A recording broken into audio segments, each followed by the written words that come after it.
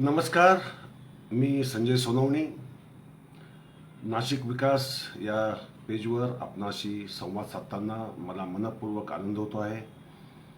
कालचं व्याख्यान संत तुकाराम खून की वैकुंठ गमन याला जो आपण भरभरून प्रतिसाद दिला याचा मला मनस्वी आनंद आहे. आपल्यामध्ये जी जिज्ञासा आहे, जाणून घेण्याची इच्छा आहे, ही फार महत्त्वाची आणि खरोखरच आनंदाची गोष्ट आहे.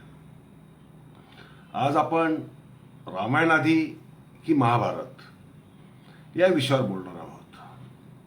अनेक जण म्हणतात जुने मुर्दे कशाला उखडायचे, या प्राचीन काळातल्या गोष्टी खऱ्या की खोट्या हे पण आपल्याला माहिती नाही, त्याबद्दल आपण चर्चा कशाला करायची. आताच्या काळात आपण भविष्याबद्दल बोलायला पाहिजे.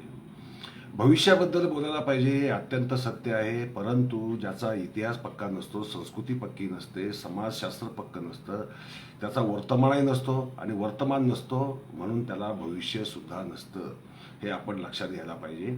त्यामुळे सांस्कृतिक इतिहासाकडे सुद्धा आपण फार लक्षपूर्वक पाहायला पाहिजे.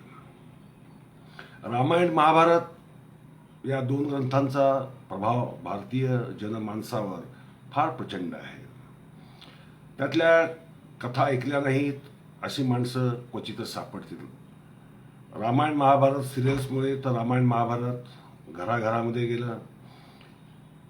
त्यांनी जी व्हर्जन्स महाभारताची किंवा रामायणाची वापरली ती आपल्या मनावर आता जास्त प्रभाव टाकतात, कारण मालिकांमध्ये जे दाखवलं जातं तेच सत्य असतं, तेच अंतिम असतं असा सुद्धा आपला समज आहे. आणि त्याचा प्रभाव समाज मनावर असतो. त्याच्यावरही वाद चर्चा होत असतात. त्या व्हाव्यात, होत राहाव्यात, फक्त त्याच्यामध्ये विद्वेषाची धार नको, ही गोष्ट महत्त्वाची आहे, हे आपण लक्षात घेतलं पाहिजे. दुसरी गोष्ट अशी की रामायण महाभारताबद्दल बोलताना आपल्याला मूळ काय आहे हे आधी माहीत असलं पाहिजे. आपण पुराणती किंवा कादंबऱ्यांमधनं किंवा मालिकांमधनं जे पाहिलेलं असतं ते मुळात असतंच असं नाही. मुळामध्ये अनेकदा खूप वेगळं असतं आणि मूळ म्हणून जे आपल्या समोर आहे ते मुळाचं सुद्धा आपल्याला विश्लेषण करावं लागतं आणि ते या निमित्ताने आपण आज करणार आहोत. रामायण आधी का महाभारत आधी हा विषय ज्यावेळेस येतो त्या विषयावर चर्चा करण्याच्या आधी मला एक गोष्ट आधीच सांगायची आहे. ती लक्षात नाही घेतली तर या विवेचनाचा मूल अर्थ समजण्यामध्ये एक अडचण निर्माण होऊ शकते. वैदिक धर्म आणि हिंदू धर्म हे दोन धर्म वेगळे आहेत. दुर्दैवाने आपण तो एकच समजून हिंदू या छत्रीखाली त्यांना एकत्र मानतो आणि त्यामुळे आपली गफलत होते आणि आपलं सांस्कृतिक अन्वय जो आहे तो अन्वयार्थ आपल्या नजरेमधनं अनेकदा सुटतो आणि तो सुटतो त्याच्यामुळे आपल्या अनेक गफलती होतात.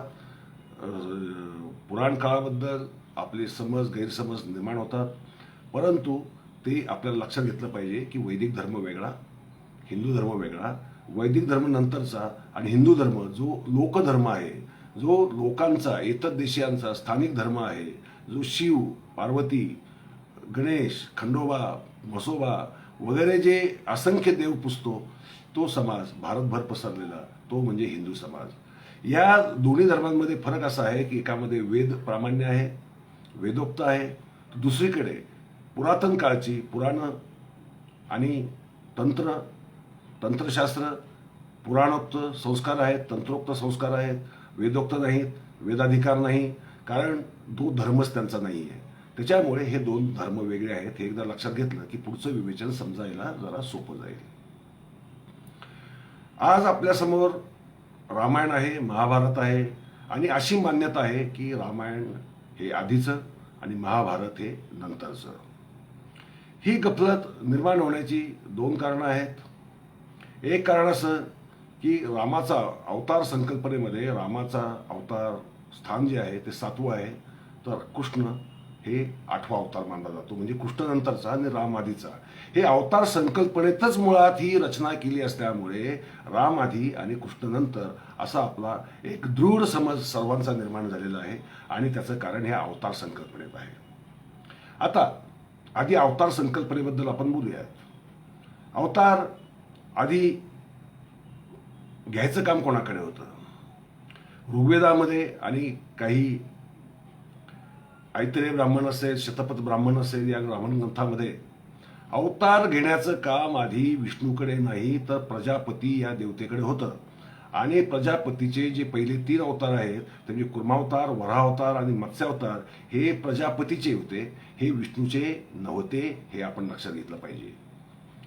मग विष्णू हा अवतार संकल्पनेत कधी आला हे लक्षात घ्या. हे लक्षात घेतल्याखेरीज लक्षात येणार नाही, आपल्याला समजणार नाही. गुप्त काळामध्ये ज्यावेळेस वैदिक धर्माला राजाश्रय मिळाला, त्यावेळेस गुप्त काळामध्ये विष्णू ही देवता शिवाला शह देण्यासाठी वैदिक धर्मीयांनी उभी करायला सुरुवात केली. आणि ज्या ज्या पुरातन काळातल्या महान व्यक्ती होत्या त्यांना अवतार संकल्पनेत टाकून द्यायचं काम सुरू केलं. त्यात रामाचा नंबर आधी लागला, कृष्णाचा नंतर. त्यामुळे त्याच्या पुढच्या काळात 4थ्या शतकानंतरच्या काळामध्ये ज्यांनी ज्यांनी पुराणिकांकडनं असेल, कीर्तनकारांकडनं असेल, या ज्या कथा ऐकत गेले त्यांचा समज हाच झाला की राम आधी आणि कृष्णनंतर हा समज निर्माण झाला. दुसरी गोष्ट अशी, हा समज निर्माण व्हायला दुसरं सुद्धा एक कारण आहे. ते म्हणजे खुद्द महाभारतात रामायणाची कथा, रामकथा संक्षिप्त रूपात का होईना ती महाभारतात येते. महाभारतात रामकथा आल्यामुळे स्वाभाविकच हा समज होणं स्वाभाविक आहे की रामायण आधीच आणि महाभारत नंतरचं. स्वाभाविक आहे. ही शंका येणं स्वाभाविक आहे. असा समज होणं, दृढ होणं हे अत्यंत स्वाभाविक आहे. परंतु आपण महाभारताच्या निर्मिती कथेकडे आता जाऊयात. महाभारताचं मूळ नाव जय असं होतं. काय होतं? जय. ते व्यासाने दिलं. त्याचे श्लोक होते फक्त 8,800. 8,800 श्लोकांच्या या महाभारतात मुळात काय होतं, कोणत्या शैलीत लिहिलं होतं हे आज आपल्याला माहीत नाही. परंतु त्याच्यामध्ये कौरव आणि पांडवांमध्ये झालेलं युद्ध आणि त्याची कारणं एवढाच जो भाग आहे, आणि त्यात शेवटी पांडवांचा झालेला विजय, हा एवढाच भाग त्या मूळ महाभारतामध्ये जयमध्ये, जय काव्यामध्ये होता असं विद्वान मानतात. नंतर वैशंपायनाने महाभारत वाढवलं. ते 8,800 पासून 24,000 श्लोकांपर्यंत नेलं आणि जयचं नाव भारत असं पडलं. लक्षात घ्या. 24,000 श्लोकांमध्ये त्याने काही आख्यानांची भर घातली, काही तत्वज्ञानांची भर घातली, भगवद्गीतेची भर घातली आणि तो 24,000 श्लोकांचा ग्रंथ बनला. त्यानंतर सौती हा प्रोफेशनल कथाकार होता, कथा सांगणारा होता. म्हणजे जसे नंतरच्या काळामध्ये सूत, मागध हे शब्द आपण वापरतो की ते राजांच्या वंशावळी पाठ ठेवायचे, त्यांचा इतिहास पाठ ठेवायचे आणि त्या राजांच्या जे वंशज असतील त्यांच्यासमोर ते सांगायचे. आणि ते सांगताना ज्या गोष्टी विस्मरणात गेल्या किंवा लक्षात नाही किंवा खुश करण्याच्या नादामध्ये त्याच्यामध्ये भर घालत जायचे. अशा रीतीने ते वाढत गेलं आणि सौतीने सांगितलेलं महाभारत अक्षरशः 1,00,000 श्लोकांचं बनलं. आता हे 1,00,000 श्लोकांचं बनलं, त्याच्यामध्ये काय आहे? त्याच्यामध्ये महाभारताची मुख्य कथा जी आहे त्याच्यामध्ये इतक्या आख्यानांची भर घातलेली, नल दमयंती आख्यान असेल, आस्तिक आख्यान असेल, अगदी त्यांच्या पूर्वजांच्या कथांची आख्यानं, ययातीची आख्यानं असतील, अशी अनेक असंख्य आख्याने त्या मूळच्या काव्यामध्ये जोडली गेली आणि रामायणाची कथा सुद्धा त्याच्यामध्ये जोडली गेली. ही फक्त नंतरच्या काळात जोडलं जाण्याच्या प्रक्रियेत किंवा आख्यानांची भर घालण्याच्या प्रक्रियेमध्ये झालं. त्याच्यामुळे रामायणाची कथा सुद्धा त्यात आली. अगदी भगवान गौतम बुद्ध सुद्धा त्या कथांमध्ये येतात, बौद्ध भिक्षू येतात. त्यावेळेस महाभारत काळामध्ये बौद्ध धर्म असण्याची शक्यता नाही, तरी सुद्धा तेही येतात. म्हणजे काय येत नाही, अगदी चिनी, किराती, शक, हुन, कुशाण या परकीय जमाती ज्या पहिल्या दुसऱ्या शतकामध्ये भारतात राज्य करत होत्या त्या सुद्धा महाभारतामध्ये अवतरतात. त्याच्यामुळे महाभारत एका अर्थाने म्हटलं तर सर्वसमावेशक असा कोश आहे, यात शंका नाही. सर्व समावेशक, पण ते सर्वसमावेशक करताना, कोश बनवताना त्याची रचना इतकी विस्कळीत आहे की ती अशी आपल्याला समज होतो की हे खरोखरच यात ज्या कथा आल्या त्या पूर्वीच्या आहेत, नंतरच्या नाहीत. महाभारत किंवा भारत किंवा जय जेव्हा घडलं तेव्हाच्या नाहीत, त्याच्या पूर्वीच्या असल्या पाहिजेत. म्हणजे रामायण त्याच्या पूर्वीचा असला पाहिजे, हा समज निर्माण झाला. ही झाली ग्रंथांतर्गत प्रमाण. ही भर का घातली गेली? भर घालण्यामध्ये दोन भाग होते.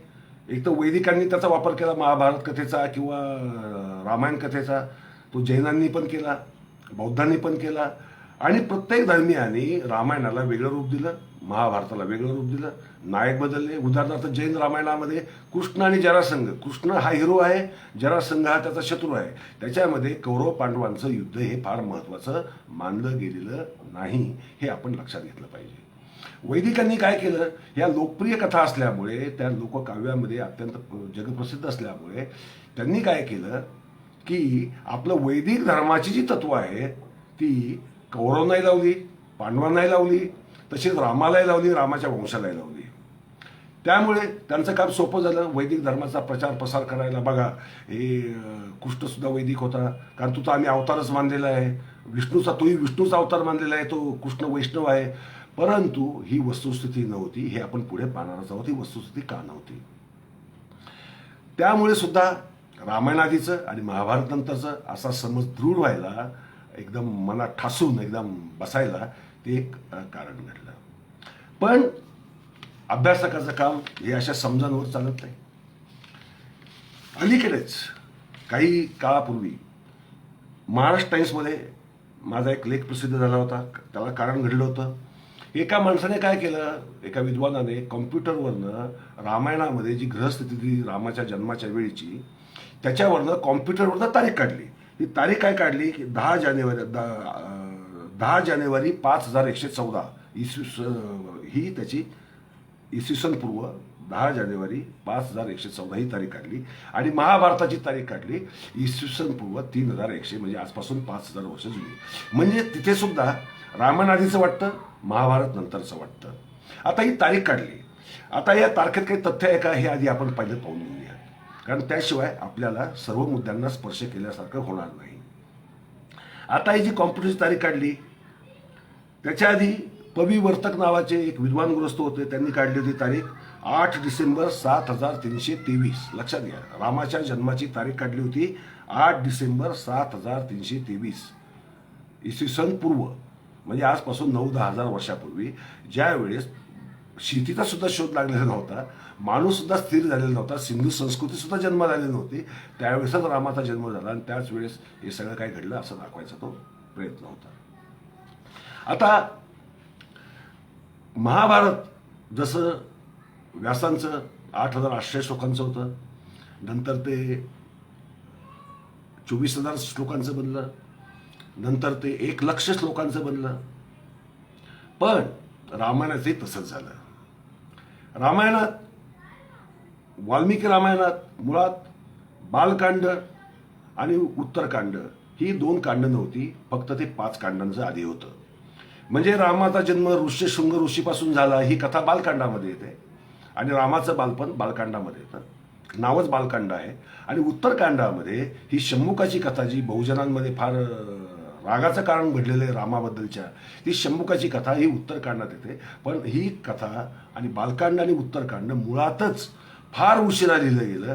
त्याची शैली, त्याची भाषा यावर सर्व विद्वानांनी हे मान्य केलेलं आहे. बाबासाहेब आंबेडकरांनी सुद्धा मान्य केलेलं आहे की ही प्रक्षिप्त आहे, ही नंतरच्या काळामध्ये रचली गेलेली आहे. मूळ रामायण हे फक्त 5 कांडांचं आहे असं मान्यता आहे. मग आता एक लक्षात घ्या, काल आपण तुकाराबरोबर जे बोललो की आपल्याकडे धार्मिक ग्रंथांमध्ये किंवा पुराण कथांमध्ये किंवा ऐतिहासिक कथांमध्ये आपल्या मनचं घुसवून देण्याची, काही घालण्याची जी एक घाणेरडी प्रवृत्ती, लबाडीची प्रवृत्ती आपल्याकडे जी आहे, ती कधी कधी धर्मप्रसारासाठी वापरला जातो, कधी कधी पंथाचं एखादं तत्वज्ञान पसरवायचं असतं त्यासाठी वापरलं जातं. कारण काही असो, हेतू काही असो, परंतु त्या हेतूमुळे मूळ काव्य, मूळ महाकाव्य ही दूषित होतात, कलुषित होतात, आणि त्याचा अन्वयार्थ बदलतो. हे कोणाच्या लक्षात येत नाही, हे आपण लक्षात घेतलं पाहिजे. आता ह्या जर गोष्टी आपण पाहिल्या तर रामकथा ही इसवी सन पूर्व 5000 वर्षापूर्वीची काही इसवी सन पूर्व 7000 वर्षापूर्वी हे सिद्ध होत नाही. तसंच महाभारत सुद्धा इसवी सन पूर्व 3114 वगैरे मधलं होतं, त्या काळात घडलं, हे सुद्धा सिद्ध होत नाही. या तारखाच बोगस आहेत. याचं कारण असं याला सुद्धा कारण आहे. ही रामाची जन्माची तारीख कशावरनं काढली, तर त्याच्या कुंडलीमध्ये, रामाच्या कुंडलीमध्ये गुरु ग्रह बलस्थानी असल्यामुळे, पॉवरफुल ठिकाणी असल्यामुळे राम एवढा कीर्तिशाली पराक्रमी बनला असं या विद्वानांनी मानलं. पण गमतीचा भाग असा आहे की भारतामध्ये ग्रीकांशी परिचय होण्यापर्यंत, लक्षात ठेवा, ग्रीकांशी परिचय होतापर्यंत आपल्या ज्योतिषशास्त्रामध्ये नक्षत्रांवरनं गणना होत होती, ग्रहांवरनं नाही. ग्रह पत्रिकेतही नव्हते, कुंडलीतही नव्हते, कारण ग्रहांची भारतीयांना जो परिचय झाला तो ग्रीकांमुळे झाला. तो झाला इसवी सन पूर्व 2ऱ्या शतकामध्ये. आता इसवी सन पूर्व 2ऱ्या शतकामध्ये ग्रहांचाच परिचय भारतीयांना झाल्याच्या नंतर जर ग्रह आपल्या पत्रिकेत आपल्या बोकांडी बसले असतील, शनी जसे उदाहरणार्थ शनी बोकांडी बसतो तसं बाकीचेही ग्रह बसले असतील, त्याचप्रमाणे पण इसवी सन पूर्व 5,000 किंवा 7,000 किंवा 10,000 किंवा 1,00,000 किंवा 10,00,000 वर्षापूर्वी हे ग्रह जर भारतीयांना माहीतच नव्हते, ग्रहांचं कुंडलीमधलं स्थानच माहीत नव्हतं, ज्योतिषशास्त्रामध्ये त्यांना स्थानच कोणतं नव्हतं, तर ते कशी येतील आणि त्याच्यावरनं काढली गेलेली कालरचना, कारण ती कुंडलीच काल्पनिक आहे, लक्षात घ्या. ती कुंडलीच जर काल्पनिक असेल तर तो काळ योग्य कसा येईल, बरोबर कसा येईल. दुसरी गोष्ट अशी की राम त्रेतायुगात झाला असं मानलं जातं आणि कृष्ण द्वापार युगात झाला असं मानलं जातं. आता त्रेतायुग जर कालगणना जर यांची पाहिली आपण, हिंदूंची किंवा वैदिकांची, तर त्रेतायुगाचा काळ आतापासून किमान किमान काही लाख वर्ष मागे जातो आणि द्वापार युगाचा सुद्धा काही लाख वर्ष मागे जातो. त्याच्यानंतर कलियुगाला, आज आपण कलियुग सुरू होऊन 5,000 वर्ष झाली असं आपण मानतो. म्हणजे ज्या वेळेस मनुष्यच या पृथ्वी तलावर नव्हता, लक्षात घ्या, मनुष्यच पृथ्वी तलावर नव्हता. आजचा होमोसेपियन हा जास्तीत जास्त 2.5 लाख वर्ष जुना आहे.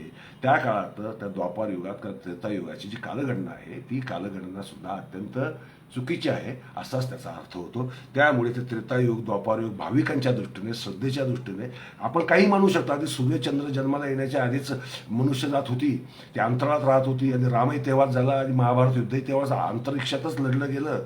ते घोडेसुद्धा, रथसुद्धा आकाशातच उडत होते, ते जमिनीवर कधी टेकतच नव्हते. तसंही आपल्याकडे कथा आहेत की धर्मराजाचा, युधिष्ठिराचा रथ 2 अंघोळीवरून चालायचा. ते 2 अंघोळीच काय, पृथ्वीच नव्हती, 2 अंघोळी काय. तर सांगायचा मुद्दा असा आहे की आपण श्रद्धेच्या पटलावर राहून इतिहासाचा किंवा पुराण कथांचा विचार करू शकत नाही. आपल्याला तर्कशुद्ध पद्धतीने त्यांचा अन्वयार्थ लावावा लागतो आणि पुढे जावं लागतं. वैदिक लोक भारतात कधी आले हे आपल्याला माहिती आहे की इसवी सन पूर्व 1200 भारतात आले आणि महाभारत जे घडलं ते किमान 2000 वर्ष, इसवी सन पूर्व 2000 वर्ष झाले आणि रामायण त्याच्यानंतर घडलेलं आहे. आता याची पुरावे काय, त्याची प्रमाणं काय. आता गंमत आपण पाहू की रामायणातली समाज रचना जी आहे, लक्षात घ्या, ती स्थिर आहे, नगर स्थिर आहेत. पण अगदी विवाह संस्थाही स्थिर आहे. पुरुष सत्ताकता ही सुद्धा रामायणामध्ये एस्टॅब्लिश झालेली आहे, नाहीतर शूर्पणखाचं नाक कापणं वगैरे वगैरे हा प्रकार घडला नसता. पुरुषी सत्ता स्थिर आहे, स्थिर झालेली आहे. ही मानव जातीच्या समाजशास्त्राच्या इतिहासात ही पायरी नंतर येते, आधी येत नाही. आधी स्त्री सत्ताकता किंवा स्त्री समानता ही पायरी असते आणि ती महाभारतामध्ये आपल्याला दिसते. म्हणजे नियोगप्रथा आहे, विवाहबाह्य संबंध आहेत, कोणी कोणाशी विवाह करू शकतो अशी परिस्थिती आहे. सामाजिक स्थिती अत्यंत थोडीशी गोंधळाची आहे आणि ती समाजस्थिती म्हणजे टोळी समाजाकडनं स्थिर समाजाकडं जी वाटचाल होण्याचा जो मधला काळ असतो त्या काळामध्ये कधीतरी महाभारत घडलं असावं असा तर्क आपण पाहतो. आता हिडिंबीची जर कथा आपण पाहिली, भीम आणि हिडिंबा, त्यांनी करार विवाह केला की 1 वर्ष आपण एकत्र बरोबर राहू, एक मुलगा झाला की तुझे माझे संबंध संपले. म्हणजे it is a contract marriage.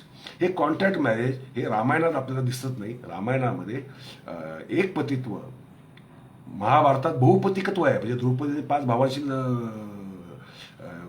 विवाह केलेला आहे हे आपल्याला समोर माहीतच आहे. त्यामुळे महाभारताचा काळ जो आहे तो आधीचा जातो, रामायणाचा काळ हा नंतरचा येतो. आता आपण तत्वज्ञानाचं बघू.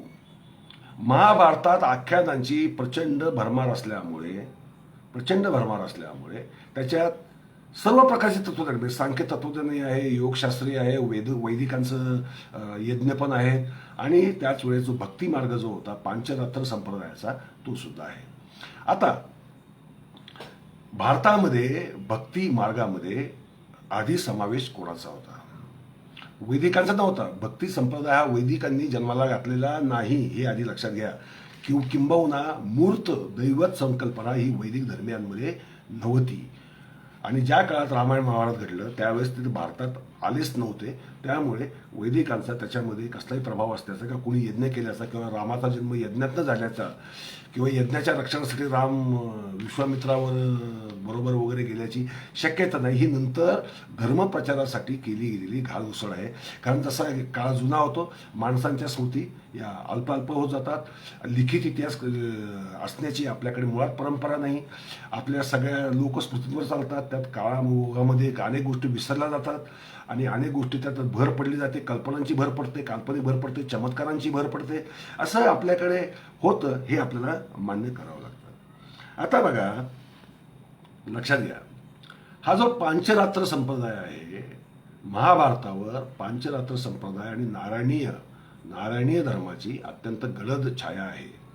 नारायणीय आख्यानच आहे अख्खं महाभारतामध्ये.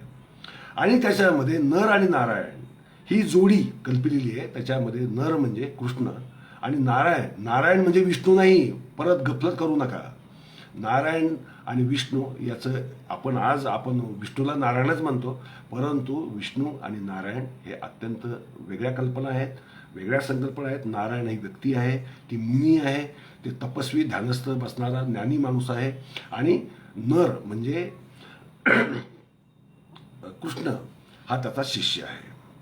आणि पांचरात्र संप्रदायात कोणतीही वैदिक देवता नाही. त्याच्यामध्ये वासुदेव आहे, प्रद्युम्न आहे, अनिरुद्ध आहे. हे असे 5 व्यूह आहेत. त्या 5 व्यूह मिळून पांचरात्र संप्रदाय होतो. आणि पांचरात्र संप्रदाय हा भक्ती तत्वज्ञानाचा उगम करणारा भारतातला पहिला संप्रदाय आहे, ज्याचा उगम मूळ जय काव्य जे होतं व्यासाने दिलेलं त्यातनं झालेलं आहे. आणि त्याच्यामध्ये हेच तत्वज्ञान म्हणजे नारायणीय संप्रदायाचंच तत्वज्ञान हे मूळ महाभारतामध्ये होतं. बाकीची तत्वज्ञानं ही नंतर घुसवण्यात आलेली आहेत, आख्यानांच्या रूपाने भर घालताना त्यात टाकली गेलेली आहे. त्यामुळे आता आपण रामायणाकडे जाऊ. रामायणामध्ये तत्वज्ञान, लक्षात घ्या, तत्वज्ञान हा पाठ रामायणामध्ये, रामायणाची लेखनशैली अत्यंत वेगळी आहे. त्याच्यामध्ये एकच नायक आहे आणि एकच नायिका आहे, म्हणजे राम आणि सीता. सहनायक म्हणून लक्ष्मण आहे, भरत आहे, शत्रुघ्न आहे, हे वेगळं. विलन म्हणून रावण आहे आणि मित्र म्हणून सुग्रीव वगैरे, मारुती वगैरे ही दैवत आहे. आता रामायण हे जवळपास राम दक्षिणेकडे गेला, श्रीलंका म्हणजे आजची जी श्रीलंका आहे त्याच्यापर्यंत गेला. आणि श्रीलंकाकडे गेलो आपण तर राम तिथपर्यंत गेला, खरोखर गेला. भारताचे प्रवास मार्ग सुद्धा काढण्यात आले. परंतु सरदार किबेदनी आणि विंटर नाईट्स नावाच्या एका विद्वानाने हे पहिल्यांदा सांगितलं की रामाची जी लंका होती ती अमरकंटक म्हणजे आजचं छत्तीसगडमध्ये विंध्याच्या उत्तर बाजूला असणारं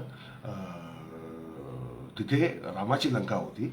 आणि समुद्र तो जो म्हटलाय तो खालचा हिंदी महासागर नव्हे तर तो एक विशाल तलाव आहे, मोठा तलाव आहे. त्या तलावालाच यांनी समुद्र मानला असणार, कारण ते कधी एवढं मोठं जलाशय पाहिलेलंच नाही. त्यामुळे ती रचना केली गेलेली आहे. त्यामुळे रामाची लंका कोणती वगैरे आता या वादात आपल्याला जायचं नाही, परंतु रामाची लंका म्हणजे श्रीलंकाच असा समज करून घेण्याचं काही कारण नाही आहे. रामाचा जो प्रवास आहे तो 250 किलोमीटरपेक्षा जास्त झाला नाही असं विद्वानांचं म्हणणं आहे. कारण त्यांनी ती रामायणामध्ये दिलेली जी एकंदरीत रेषा काढली, मग ती आपली पंचवटी आली, हे आलं ते आलं, हे आलं. नंतर आपण राम प्रत्येक गावात येऊन गेलेला असतो, सीतेची नाणी प्रत्येक गावात असते किंवा रामाची पदचिन्ह कुठेतरी असतात. ही श्रद्धाभावाने भक्तिभावामुळं आलेल्या संकल्पना आहेत. आपण त्या भक्तीला, श्रद्धेला नमस्कारच करू. त्यांच्याबद्दल आदरच बाळगू, परंतु ऐतिहासिक वास्तव किंवा तार्किक वास्तव तसं नाही हे आपण लक्षात घेतलं पाहिजे. आता मुळात रामायणात आता जे आपल्या समोर रामायण आहे त्याच्यात झालेलं काय आहे, आता सर्वांना माहीत आहे की वाल्मिकी ऋषीने रामायण लिहिलं आणि वाल्मिकी ऋषींच्या आश्रमातच सीता राहिली, तिथेच तिला लवकुशाचा जन्म त्यांच्या आश्रमामध्ये झाला हे आपण मानतो. आता गंमत अशी आहे बघा, गफलत काय रामायणामध्ये, रामायणाचा उपोद्घात जो आहे त्या उपोद्घातामध्ये वाल्मिकी तपस्या करत असताना नारद तिथे येतो आणि नारद तिथे आल्यानंतर त्या वाल्मिकीच्या मुखातनं मा निषाद हा जो जगप्रसिद्ध शापवाणीचा श्लोक निघतो, त्यातनं त्यांना असं वाटतं की आपण काव्य करू शकू. तर वाल्मिकी ऋषी विचारतात कोणाला, नारदाला, हे नारदा, पृथ्वी तलावर असा कोणता सत्यनिष्ठ न्यायनिष्ठ असा राजा झालेला आहे की ज्याची तारीफ करणारं काव्य मी लिहिलं पाहिजे. मग नारद म्हणतो की अरे इक्ष्वाकू वंशामध्ये राम नावाचा एक माणूस होऊन गेला आणि तो तू म्हणतोस तसा तो होता. मग वाल्मिकी त्याला म्हणतात की मला त्या रामाचं चरित्र सांग. मग नारद वाल्मिकींना रामाचं चरित्र सांगतो आणि मग वाल्मिकींनी रामायण लिहिलं असं उपोद्घातात म्हटलेलं आहे. म्हणजे वाल्मिकींना रामच माहीत नव्हता नारदाने सांगेपर्यंत, असा त्याचा अर्थ होतो ना. आता जर वाल्मिकींना जर रामच माहीत नव्हता मग त्यांच्या आश्रमात सीता कुठून आली, कारण सीता आली म्हटली तर समकालीन झाले, पण ते समकालीन नाही असं उपोद्घातच सिद्ध करतो. म्हणजे रामायण झाल्याच्या नंतर कधीतरी हे लिहिलं गेलं अशी शक्यता जास्त आहे. पण हा वेगळा भाग झाला, गमतीशीर भाग झाला. म्हणजे आपल्या काव्यांमध्ये किती गफलती आहेत आणि आपण किती अंधश्रद्धेने पार आधी जय श्रीराम, मंदिर यही बनाएंगे वही बनाएंगे वगैरे वगैरेच्या घोषणा देतो. हे त्यातला फोलपणा आपल्या लक्षात येईल. कारण मुळातच मंदिर बांधण्याची सुरुवात हिंदू धर्मामध्ये इसवी सनाच्या पहिल्या दुसऱ्या शतकामध्ये सुरू झाली. त्याच्या आधी घरामध्ये देव्हारे असायचे, घरामध्ये पूजा व्हायची किंवा नदीकाठी किंवा एखाद्या वृक्षाखाली मारुती किंवा भैरोबा किंवा शिवशंकराची पिंड ठेवली जायची आणि तिथे गावाचे लोक पूजा करायचे. हे अगदी आपण सातवाहनाच्या गाथा सप्तशतीतले जर काव्य जर आपण वाचलं तरी आपल्या लक्षात येईल की दुसऱ्या शतकापर्यंत तरी मंदिरं बांधण्याची प्रथा फार मोठ्या प्रमाणावर नव्हती. एकाच त्याच्या आधीच्या एका मंदिराचा पुरावा मिळतो, शंकराचंच मंदिर आहे. कारण वैदिक धर्मामध्ये मंदिर बांधण्याची सोयच नव्हती, तिथे परवानगीच नाही आहे. वैदिक धर्मामध्ये आजही श्रौत आणि स्मार्त हे जे दोन फरक त्याच्यामध्ये पंथ पडले. म्हणजे मुस्लिमांमध्ये शिया सुन्नी आहे, ख्रिश्चनांमध्ये प्रोटेस्टंट कॅथॉलिक आहे, तसे वैदिकांमध्ये दोन पंथ, एक श्रौत स्मार्त. श्रौत आजही लक्षात ठेवा, श्रौत लोक आजही मूर्तीपूजा करत नाही. आपल्याला माहिती असेल आर्य समाजी सुद्धा मूर्तीपूजा अमान्य करतात. आणि स्मार्त जे आहे, स्मार्त ते मात्र मूर्तीपूजा करतात, मान्य करतात. विष्णूला त्यांनीच पुढे आणलं कारण त्यांनी मूर्तीपूजा सुरू केली. आता आपण दुसऱ्या मुद्द्याकडे येऊ की कृष्णाची पूजा तर आपण फार आधीपासून चालू झाली, पांचरात्र संप्रदायच होता, त्याची भक्ती होत होती. एवढंच काय, त्याचे लेखी पुरावे सुद्धा आहेत शिलालेखाचे. हेलिओडोरस नावाचा एक ग्रीक अँबॅसेडर शुंगांच्या दरबारात होता. विदिशा येथे त्यावेळेस राजधानी होती. त्या विदिशेला हेलिओडोरसने वासुदेव कृष्णाला वंदन करण्यासाठी एक गरुड स्तंभ उभारलेला आहे आणि तो स्तंभ आजही आहे, आपण पाहू शकतो. त्याला कोळी बाबा का स्तंभ असं उत्तर प्रदेशात म्हणतात. त्याची पूजा, त्या स्तंभाची पूजा करतात. त्या स्तंभामध्ये प्राकृतमध्ये, लक्षात ठेवा, रामायण महाभारत हे मुळामध्ये प्राकृतमध्येच होतं, ते नंतर संस्कृतमध्ये गुप्त काळामध्ये अनुवादित झालं. हा भाग वेगळा, पुन्हा संस्कृत प्राकृत या विषय हा अजून प्रदीर्घ विषय आहे. परंतु हे लक्षात घ्या, हे इंटरनेटला असतील का मोठे विद्वान का माधव देशपांडेंसारखे विद्वान असतील, त्यांनी मान्य केलं की रामायण महाभारत कथा या मुळात प्राकृतामध्ये होत्या. कारण त्यांनी शिलालेखी भाषेतनं त्याचा सगळा संदर्भ काढलेला आहे. आणि ही जी शौरसेनी प्राकृतमधनं ही नंतर संस्कृतमध्ये अनुवादित झाली असा त्यांनी शोध लावलेला आहे. आता हेलिओडोरसने इसवी सन पूर्व दुसऱ्या शतकात एका शिलालेखात कृष्ण भक्तीचा परिचय दिलाय. त्यात विष्णूचं नाव नाही, रामाचं नाव नाही. लक्षात घ्या, रामाचं नाव नाही त्याच्यामध्ये. एवढंच काय, नाणी असतील त्या काळात, म्हणजे इसवी सन पूर्व 6व्या शतकापासून ते 2ऱ्या शतकापर्यंतची जी नाणी मिळतात ती सर्वच्या सर्व प्राकृतच आहेत. त्याच्यात शिव आहे नंदीसहितचा, पार्वती आहे, त्याच्यामध्ये कृष्ण आहे, परंतु तिथे सुद्धा तुम्हाला राम कुठेही दिसत नाही. भागवत संप्रदाय जो होता आपल्याला माहिती आहे, तो पांचरात्र संप्रदायाचाच विकास म्हणजे भागवत संप्रदाय. भागवत संप्रदायातही रामाचं नाव आधी नव्हतं. आज आपण मानतो, पण तेव्हा नव्हतं, ही वस्तुस्थिती आहे. मग रामाची भक्ती मागत राम कधी आला? तो 14व्या शतकात आला. लक्षात घ्या, गमतीशीर वाटेल, विश्वास बसणार नाही. 14व्या शतकामध्ये, ज्यावेळेस भारतामध्ये मुस्लिम सत्ता कायम झाल्या होत्या, 14व्या शतकामध्ये रामाची पूजा करणं, त्याच्या मूर्ती करणं, त्याची मंदिरं करण्याची सुरुवात 14व्या शतकात झाली. आणि कृष्णाची पूजा मात्र त्याच्या हजारो वर्षाआधी सुरू होती. त्याला कारण घडले रामानंद आणि दुसरे तुलसीदास. रामानंद यांनी जे भक्तिकाव्य लिहिलं, रामाला मुख्य देवता मानून. नंतर तुलसीदासांनी तुलसी रामायण लिहून, मग तर लोकांच्या जनमनावर उत्तर भारतामध्ये गारुडच केलं.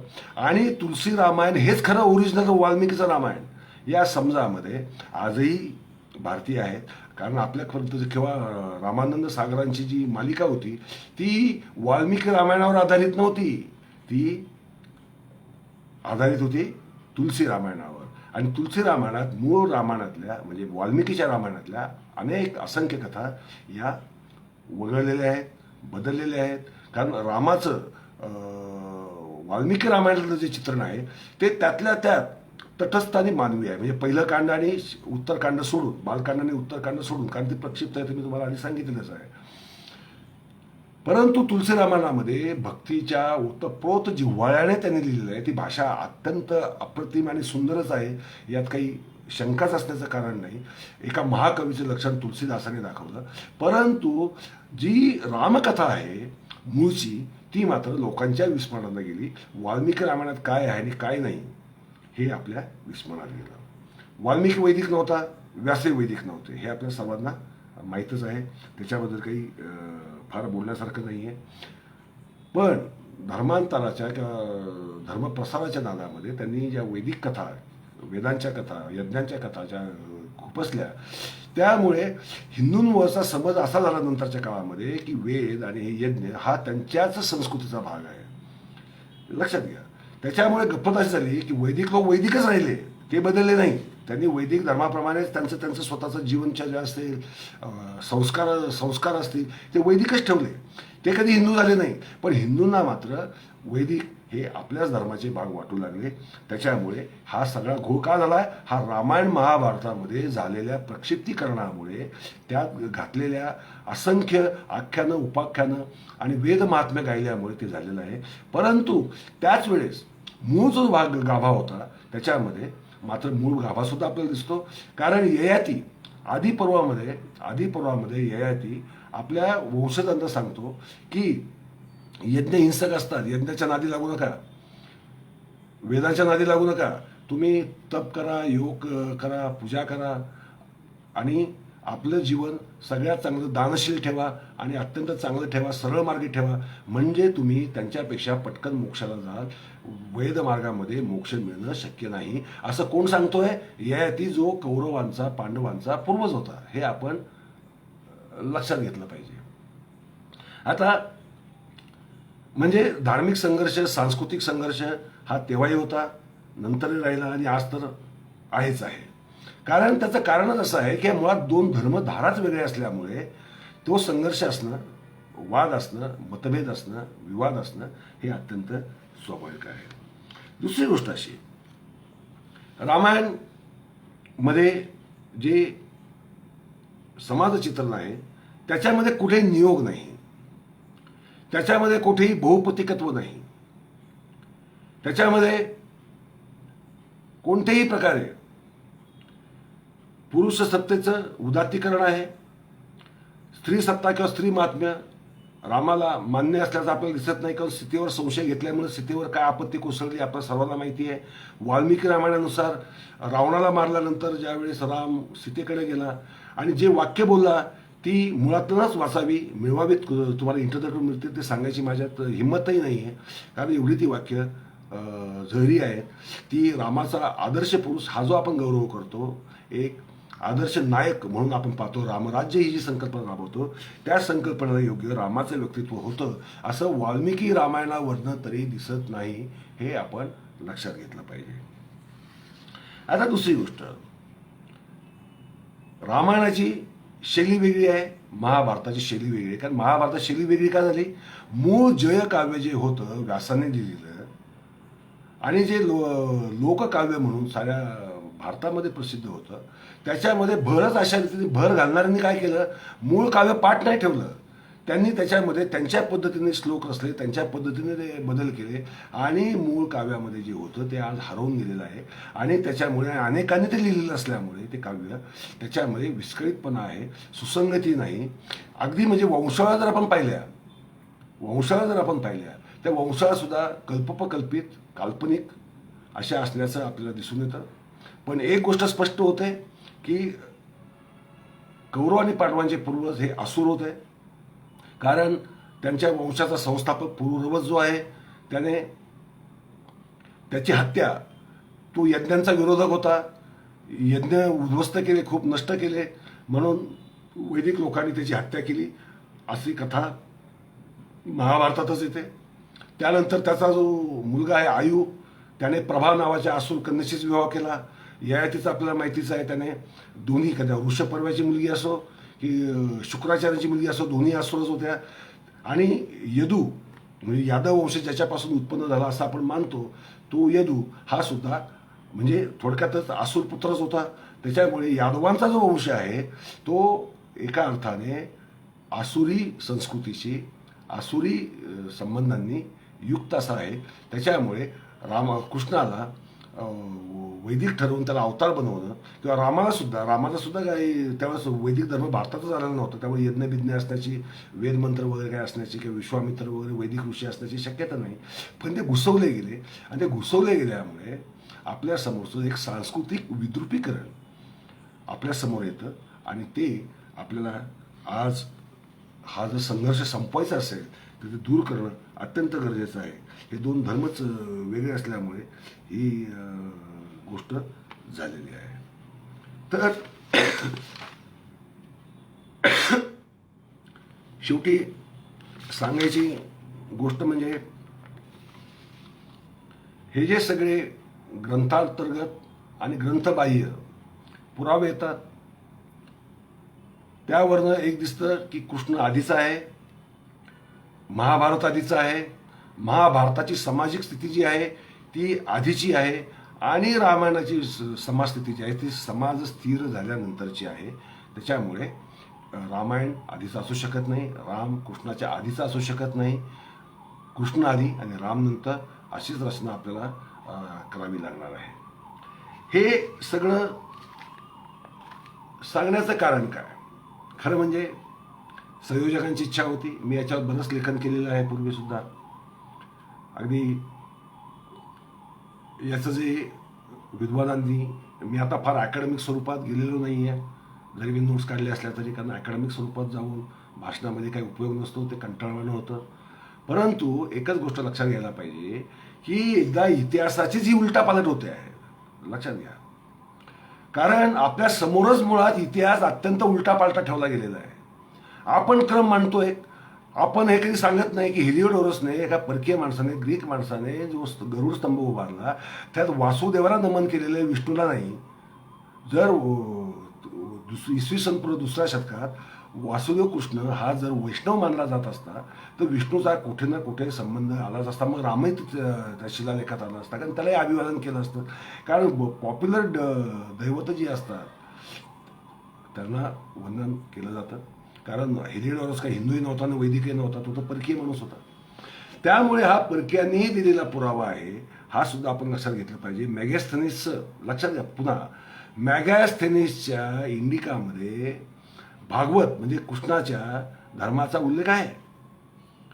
भागवत होते, कृष्णाचे भक्त होते, हे हेलिडॉरसही लिहितो, परंतु राम भक्त होते असं तो कुठे लिहित नाही. कारण राम हा तोपर्यंत एक मर्यादित परिप्रेक्ष्यामध्ये चित्रित केला गेलेला एका काव्यामध्ये. त्या काव्याचं संस्कृतीकरण 4-5व्या शतकात झालं आणि नंतर मग हळूहळू हळूहळू हळू रामकथा रामानंद तुलसीदासांमुळे ही घरोघर पोचली आणि आज रामभक्ती सर्वत्र होते. हे आपण आपण चित्र पाहतो. परंतु त्याचा इतिहास असा आहे. काही प्रश्न असतील मोजके अवश्य विचारा. आणि एवढं बोलून माझं भाषण मी संपवतो. उद्या आपल्याला जाती संस्थेचा अजून एक महत्त्वाचा विषय आहे, त्याच्याबद्दल चर्चा करणार आहोत. परंतु त्याची ही एक पूर्वपीठिका सुद्धा तुम्ही समजायला हरकत नाही. कारण हा सगळा आंतरिक संबंध एकमेकांशी हा असतोच आणि तो आहेच. तो कसा हे आपण उद्या पाहू. धन्यवाद. नमस्कार.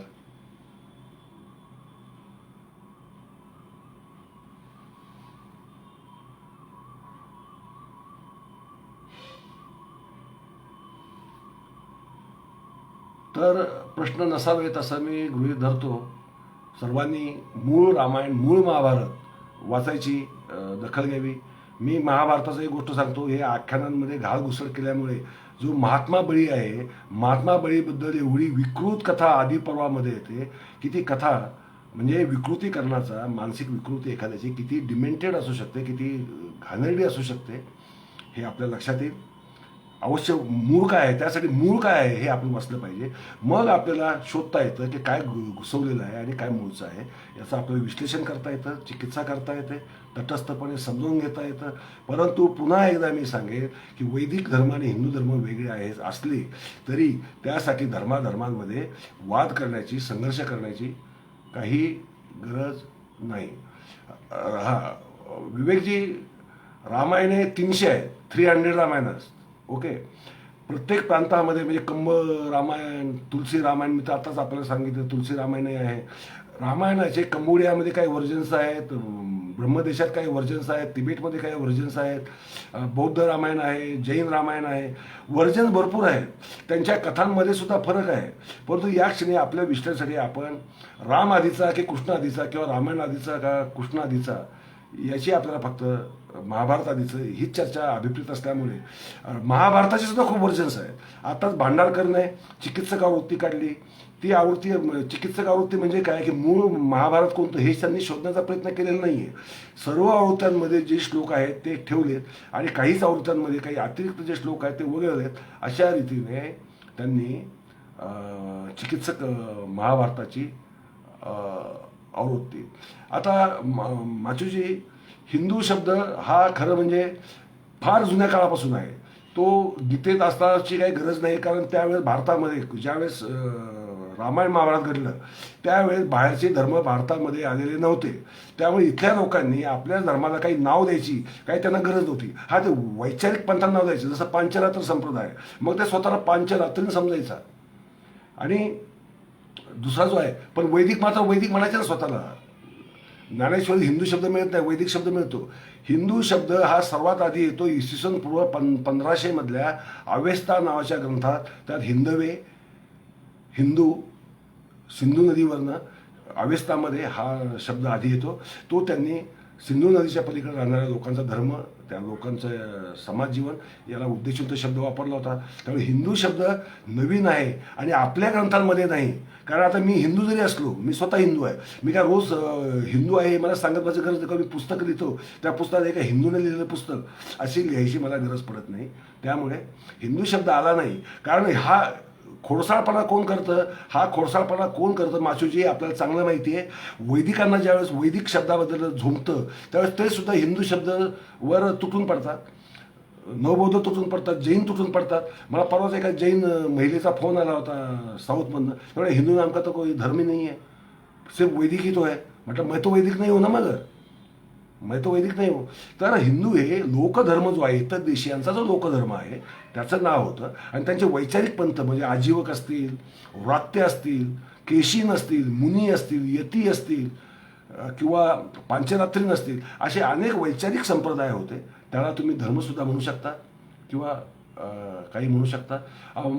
माचूजी, हिंदू धर्म आणि वैदिक धर्मचा इतिहास हे माझं अत्यंत सविस्तर पुस्तक आहे. जर तुम्हाला कुठे मिळालं, ग्रंथालयातही मिळेल किंवा कुठेही मिळू शकेल, तर ते अवश्य वाचावं. हिंदू धर्म आणि वैदिक धर्माचा इतिहास हे त्याचं नाव आहे. इंग्रजीमध्ये ओरिजिन ऑफ वैदिक रिलिजन आणि इंडस गग्गर सिव्हिलायझेशन हे इंग्रजीमध्ये आहे आणि लेख तर मी असंख्य लिहिलेले आहेत. त्यामुळे ते आपण नेटवरनं सुद्धा शोधू शकता. संजय सोनवणी या नावाने सर्च घ्या, आपल्याला नक्कीच मिळेल. भाषणामध्ये त्याबद्दल सविस्तर सांगताना शक्य नाही, पण हिंदू शब्द हा नवीन आहे. तो मुसलमानांनी शिव्या देण्यासाठी दिला. हा जो काही समज पसरवला जातो तो खरा नाही, हे मात्र निश्चित आहे. हे आपण सर्वांनी लक्षात घेतलं पाहिजे. ग्रीकांनी इंडिका नाव दिलं, ते सिंधूवरूनच दिलेलं होतं. म्हणून आपण आपल्याला स्वतःला इंडियन म्हणतो. मग इंडियन ही शिवी आहे का? तर इंडियन ही शिवी जशी नाही, तसं हिंदू ही सुद्धा शिवी नाही. त्याचा अर्थ एकच, इंडिकाचा किंवा इंडियाचा अर्थ असाच आहे की सिंधू नदीच्या पलीकडे राहणारे लोक, किंवा हिंदू या शब्दाचा अर्थ एवढाच आहे, सिंधू नदीच्या पलीकडे राहणारे लोक. कारण वेस्टर्न जगामध्ये सचा उच्चार ह असा होतो फोनॉलॉजिकली. त्यामुळे हा घोळ झाल्याचा आपल्याला दिसतो. कारण ते सरस्वती नदीला, लक्षात घ्या, सरस्वती नदी भारतात नाही, सरस्वती नदी अफगाणिस्तानमध्ये आहे.